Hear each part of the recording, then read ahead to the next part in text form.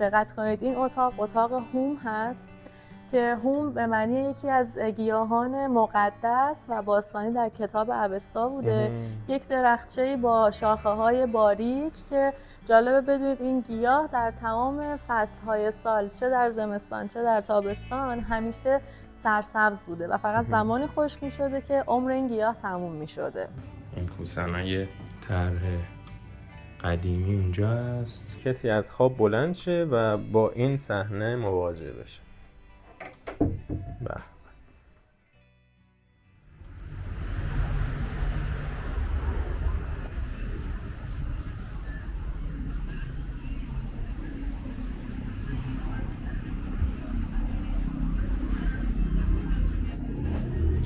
بغور، البته شیرازی ها بهش میگن تو توبه‌ای.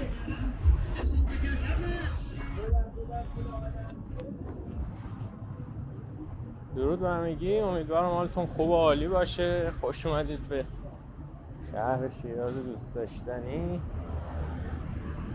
پاییز 1404 هستیم. حالا چرا پاییز؟ یکی دو روز شهرداری داره این درخت‌ها رو، اونایی که یه خورده شاخ و برگ زیادی داره رو میزنه برای زمستون که اگه برفی بارونی اومد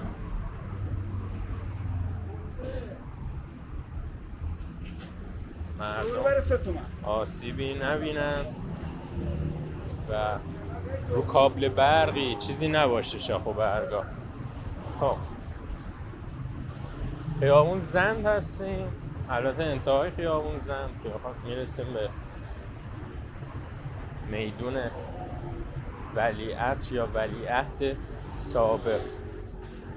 توی این ویدیو میخوایم یه اقامتگاه زیبا و خوشگل و تو دلبرو رو نشونتون بدیم. تا انتها با من همراه باشید.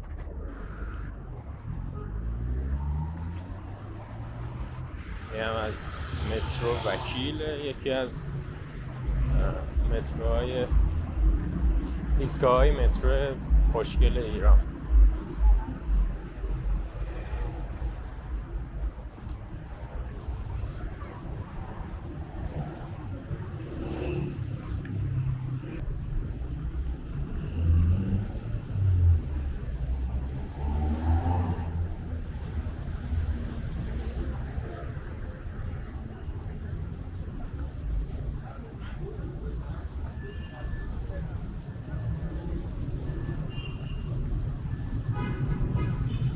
کوچه 11 کریم خان زند که توش کلی خونه‌های تاریخی، مغازه‌های قدیمی وجود داره. خشکشویی قدیمیه.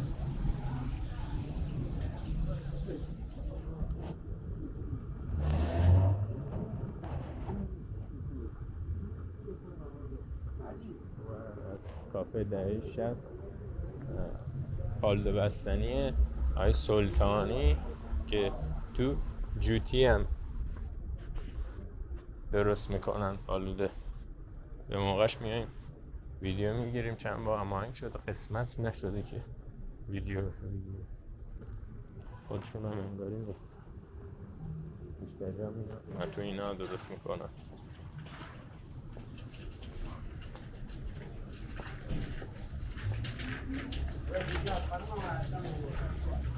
اینجا هم تعمیر چیه قدیمی، لباسشویی دوقلوها که یاد شه. جارو برقی LG، دیگه خبری از مارکای LG سامسونگ و اینا هم نیست. نون سنگکی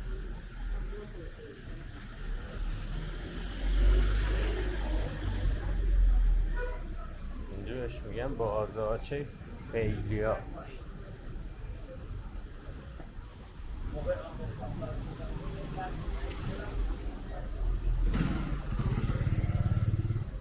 همه قش آدم اینجا هست، بعد چون اینجا گذر تاریخی خونه های تاریخی هم هست. یعنی یه ماشینی از توش رد میشه اینقدر بزرگه و شاسی بلند و گرون قیمته از اینجا رد نمیشه، چون میخواد از هم اومدن شیراز تو هتل‌های 4-5 ستاره لوکسار ول کردن اومدن میخوان میان اینجا زندگی رو تجربه کنن.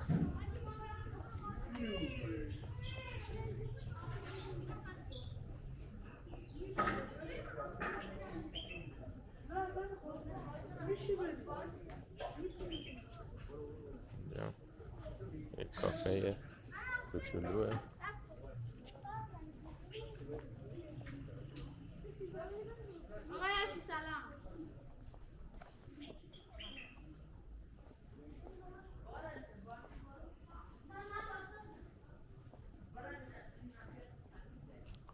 خب اینجا خونه های سنتی رو گذاشته، ورتاج، جهانشاهی، فیل، الان نشته فیل، الفنت، راد، والاد، گلستان راز، پرهامی، آبان، آلانو که یه شب رفتیم موندیم، رادم که یه بار دیدیم، حالا ورتاج رو میخوایم بریم. اینجا جا خوبه برای ماشین پارک بکنه آدم و بریم توی کوچه ها ببینیم حال هواشون چجوریه.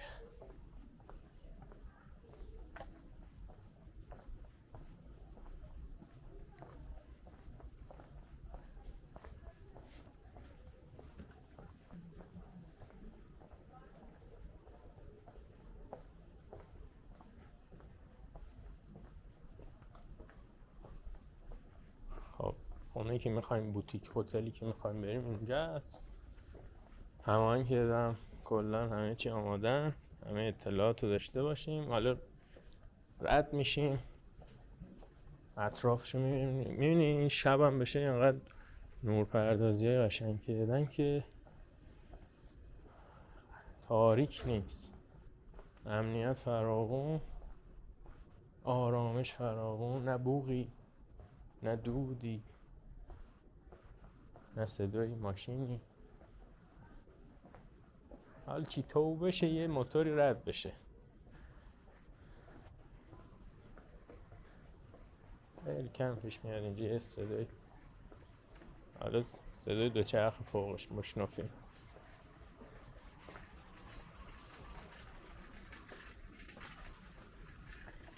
خب رسیدیم مسجد آقادینه. اینجا چند تا خونه سنتی و جلوتر حموم قدیمی و اقامتگاه سنتی فیل. حالا فیل. خب برگردیم.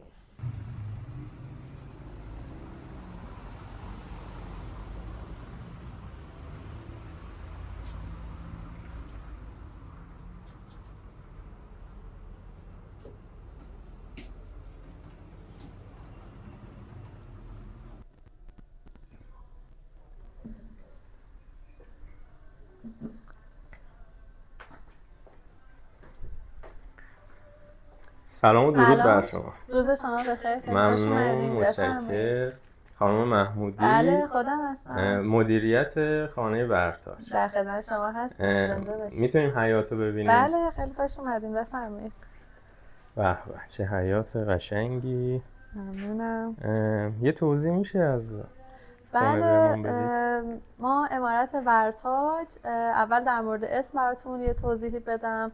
ورتاج به معنی یک گل همیشه آتشین و رو به آفتاب هست، یا به عبارتی همون گل نیلوفری که در آبها زایش داره و در واقع گلبرگ‌هایی به سمت آفتاب بیرون میاد از آب. ورتاج به معنای گل آفتاب پرست یا نیلوفر همیشه رو به آفتاب هست. اسم محلی جایی هست یا نه؟ ما این اسم از اشعار مولانا انتخاب کردیم و یکی از دلایلش که این اسم رو انتخاب کردیم به خاطر معنای زیباش بود و اینکه من خودم هم نیلوفر هستم. چه عالی.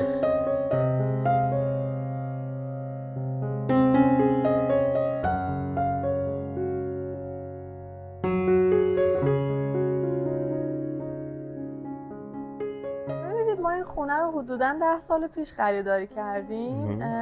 از قدیمتر اگر که بخوام خدمتتون بگم، خونه متعلق به خاتمسازای شیرازی بوده که این خونه چندین دست به دست چرخیده و هنر اصیل شیرازی، هنر اصیل شیرازی هم که خاتم هستش.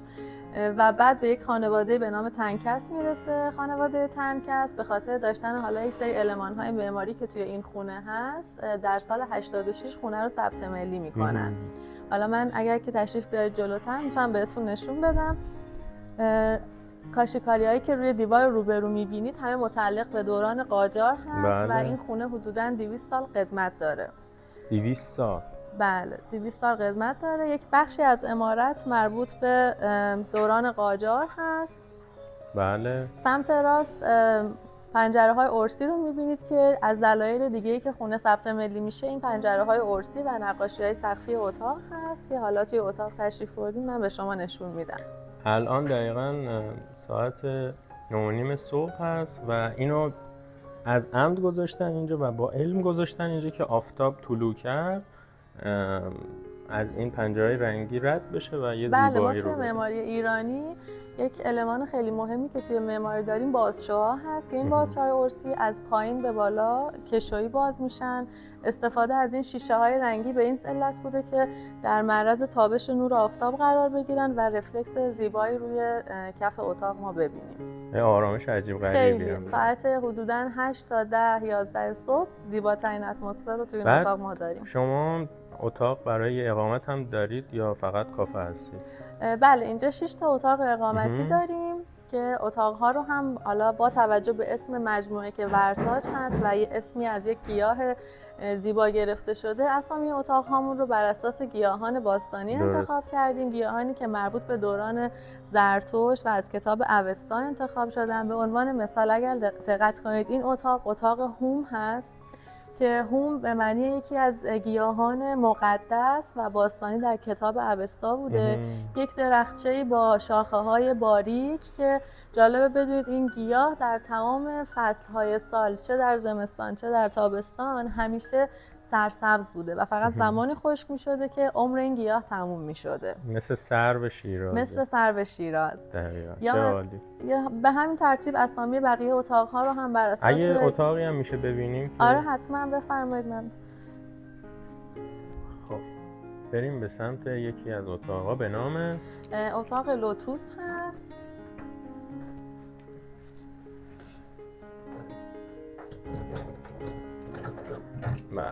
قفل‌های قدیمی هم داره. بله بفرمایید. اتاق لوتوس هم یکی از گیاه‌های باستانی و مربوط به دوران هخامنشی هست. این گیاه که قطعاً آشنایی باهاش دارید گل همون نیلوفر آبی همیشه رو به آفتاب، یک گل 12 پر به معنی 12 ماه سال.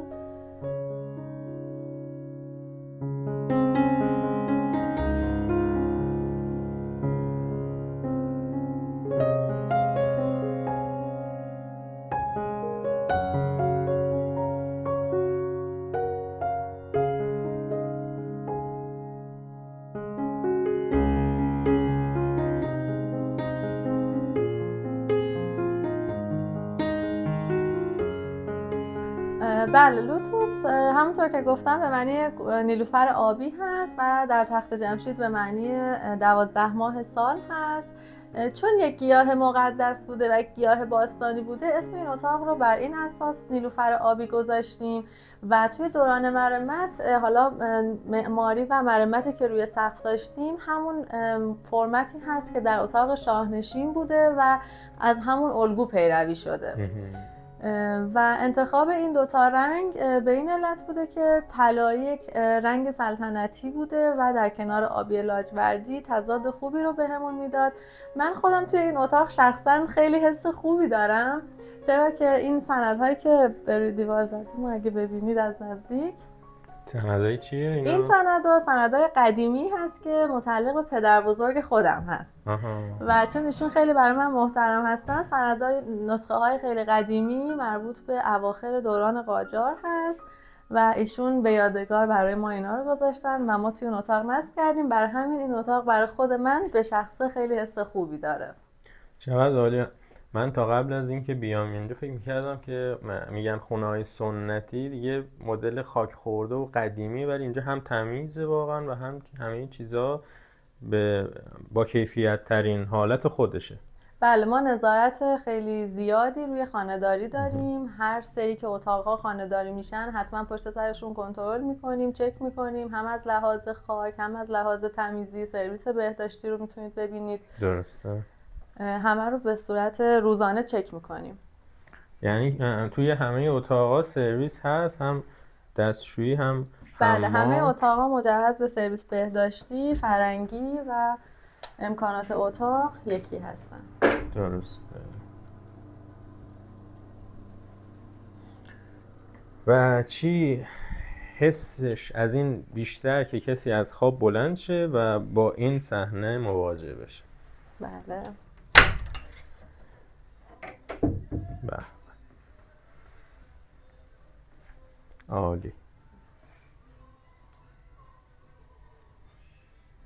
اونا که شیرازی هم هستن باید از آپارتمان یه چند روزی دست بکنن بیان اینجا، درسته؟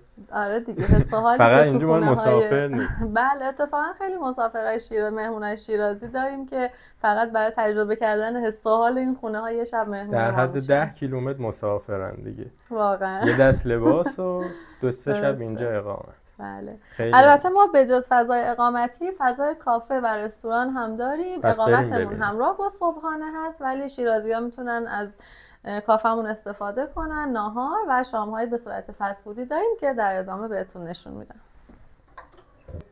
ایرانی بانو سرای موشی بویی رو ندیده بودیم. آره این خیلی تر و تمیز و خوبه. او هم خیلی عجیبه.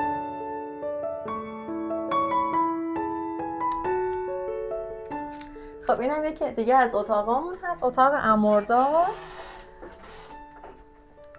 که نام یکی از امشاسپندان و الهه های زرتشتی در کتاب اوستا هست. امرداد به معنی الهه و نگهبان گیاهان هست و در واقع بعداً این اسم رو برای یکی از ماه‌های سال ما استفاده می‌کنیم. امرداد یک جشنی هم توی باستان وجود داشته که در واقع توی باغ‌ها و باغچه‌ها یک جشنی رو برای امرداد که الهه و نگهبان گیاهان بوده ما در قدیم داشتیم که دیگه امروزه متاسفانه برگزار نمیشه. از هر اتاق اینجا یه داستان به خصوص خودش داره با رنگ و هر بله، این رنگ مثال اتاق صورتی، ما متفاوت حتی دیگه. جزئیات سرویس بهداشتی رو، آینه ها رو اگه که دقت کنید باز با تونالیته رنگی صورتی اجرا کردیم.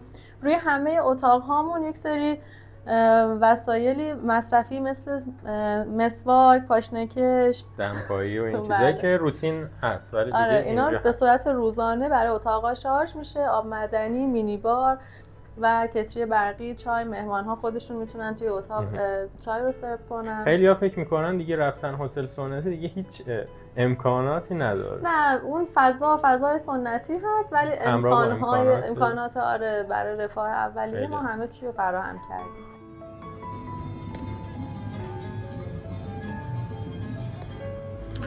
خب این یکی از اتاق‌ها هست، بریم داخل ببینیم.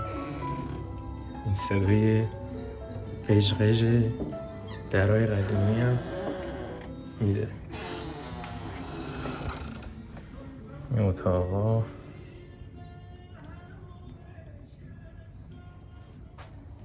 که حوله با روبان و این کوسنای طرح قدیمی اونجا هست. توالت حموم هم هر اتاق داره. اینم جا رختی، صندلی برای نشستن.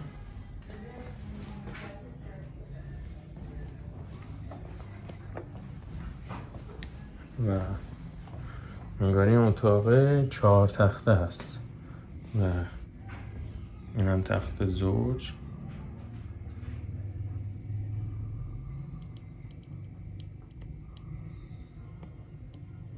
اینجا آدم خوبه که ساکت باشه و فقط از فضا لذت ببره. حتی اینجا فرشایی هم که گذاشتن طرح قدیمه. البته گلیمه، یخچال داره، سشوار، میز آرایشی انگاری هست، کمد داره. به خونه قدیمی نمیخوره، مثلا فکر میکنم خونه قدیمی هیچ تجهیزات نداره، ولی اینجا پر از چیزای امکانات و دیدنی هست. به جزئیات هم قشنگ دقت شده اینجا.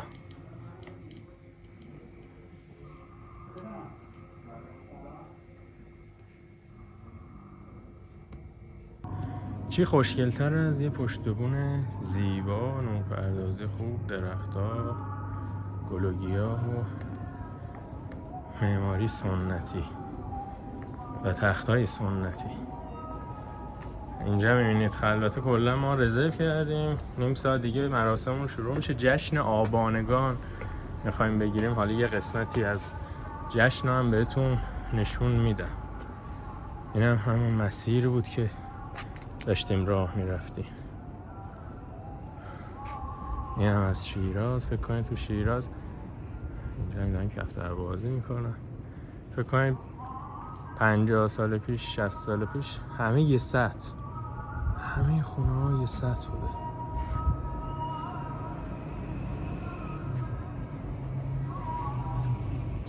این هم از تختا.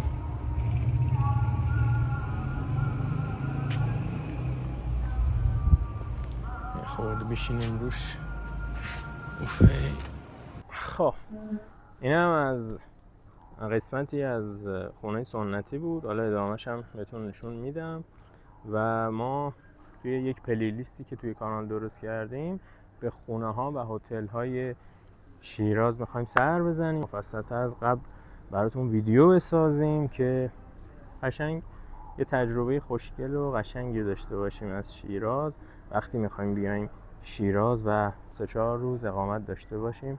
چی بهتر از این که بریم تو دل تاریخ رو زنده بکنیم. همه جای دنیا هتل‌های قشنگ، مغازه‌های لوکس وجود داره، ولی هیچی جاهای سنتی شهرها و کشورها نمیشن. اینجا هم اتاق برسم هست که بفرمایید. اتاق برسم یکی از اتاقای دنج آجری با حس و حال قدیمی که جالب این اتاقه توی زمستون گرمترین اتاق و توی تابستون خنک‌ترین اتاقمون هست. اصلا فلسفه همین معماری اینجور اتاقا همینه دیگه. بله، نوع معماری به سبکی بوده که بتونه بهترین دما رو توی هر فصل بهمون بده. خیلی هم عالی. اتاق 3 تخته‌ای هست که حالا به صورت یک سویت تعریف شده این اتاق. اگر که تشریف ببرید اون قسمت یه سویت کوچولو هست که روشویی و ظرفشویی. درسته، یعنی کسی بخواد اینجا حتی بلند مدت هم اقامت داشته باشه امکانش هست. مثل سویته. آره، این آیتم باعث شده یکم متفاوت باشه از اتاقای دیگه.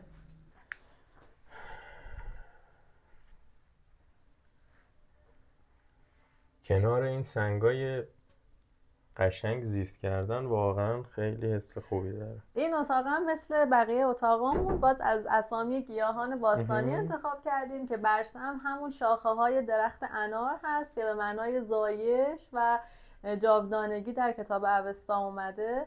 این گیاه رو توی آتشکده هاشون میکاشتن و امروزه حالا میدونید که انار یک میوه مقدس و بهشتی توی اسلام هم پای سفره ما هم که هست. بله. شب یلدا به خصوص. بله. خیلی در این اساس اسم اتاق رو برسم گذاشتیم. رسیدیم به اتاق آسوریک. بله، اتاق آسوریک هم یک گیاه باستانی که از زمان زرتشت وجود داشته و درخت نخل امروزی هست.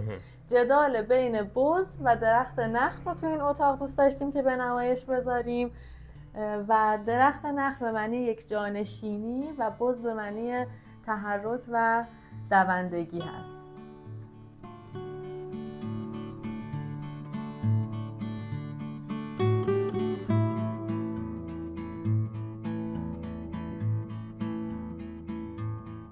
خانم محمودی ممنون از توضیحاتتون و عشقی که به خونه‌های سنتی و معماری قدیم دارید. ما اگه بخوایم یه شب اینجا اقامت داشته باشیم چجوری با در ارتباط باشیم و یه توضیح میشه بدید؟ شما میتونید اینستاگرام ما رو فالو کنید، همین که از اتفاقات روزمره ورتاج با اطلاع میشین، همین که توی هایلایت هامون میتونید عکس ها و توضیحات و اطلاعاتی که مرتبط با هر اتاق هست رو اونجا ببینید. فقط میتونید بنویسید ورتاج بوتیک هتل یا به فارسی بوتیک هتل ورتاج، پیجمون رو میتونید اونجا ببینید. شما علاوه بر اقامت رویدادهای حالا چه خانوادگی چه باستانی هم ما حالا خودمون اومدیم اینجا برگزار میکنید اینجا؟ بله بله، خیلی استقبال میکنیم از رویدادهای فرهنگی اول از هر چیز، ولی خب خیلی وقتا مراسم هایی هم داریم، مراسم های عکاسی، فیلمبرداری، دانشجوهای عکاسی، معماری میان از فضامون استفاده میکنن، مراسم های عقد، نامزدی، بله برون، مناسبت های مختلف. چه عالیه که از هتل‌ها و جای لوکس تبدیل شده به جای سنتی که واقعا روح دارن و حس خوب میدن بله به آدم. ممنون از شما خواهش و میکنم، وقتی مرسی که از شما، گذاشتید. سلامت باشین، روزتون بخیر.